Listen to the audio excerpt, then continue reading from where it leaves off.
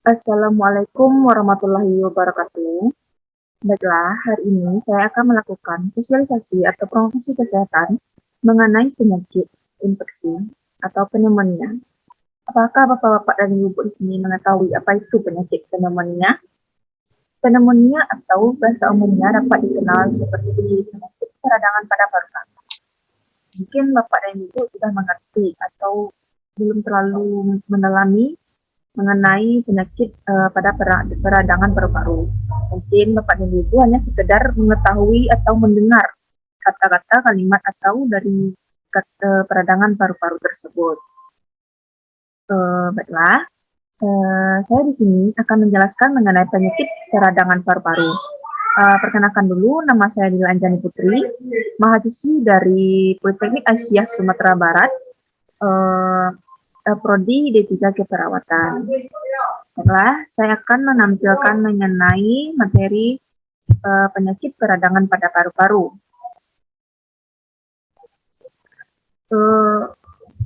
Peradangan paru-paru atau pneumonia adalah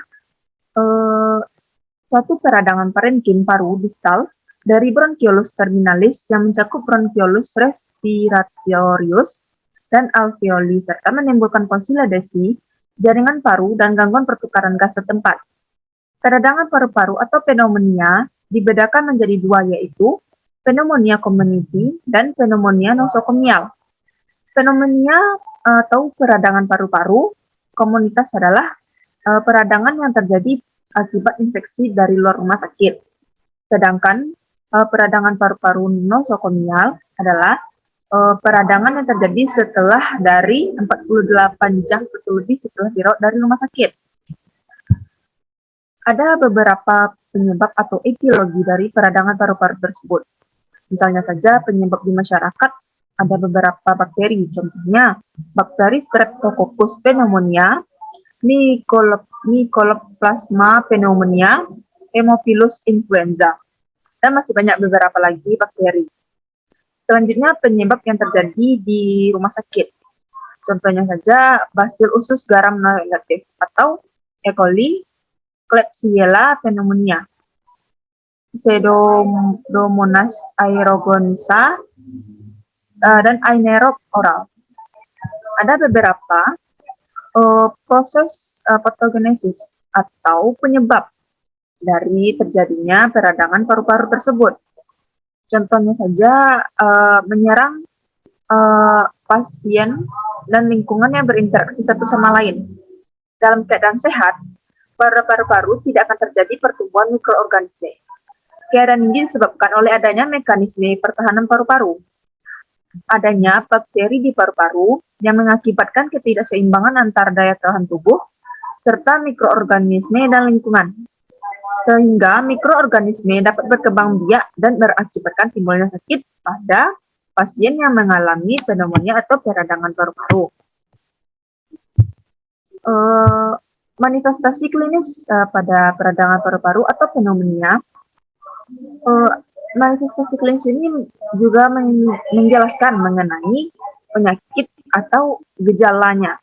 Contohnya saja ada demam, menggigil, berkeringat, batuk yang menghasilkan spuntum berlendir atau bercak darah, serta merasakan gejala sakit dada karena pleuritis dan sesak nafas. Selanjutnya yaitu pada prinsip penata laksanaan utama pada peradangan paru-paru adalah memberikan antibiotik tertentu terhadap kuman tertentu infeksi pada peradangan paru-paru. Pemberian antibiotik bertujuan untuk memberikan terapi kausal terhadap kuman penyebab infeksi. Akan tetapi, sebelum antibiotika definitif diberikan antibiotik, empiris dan terapi suportif perlu diberikan untuk menjaga kondisi pasien.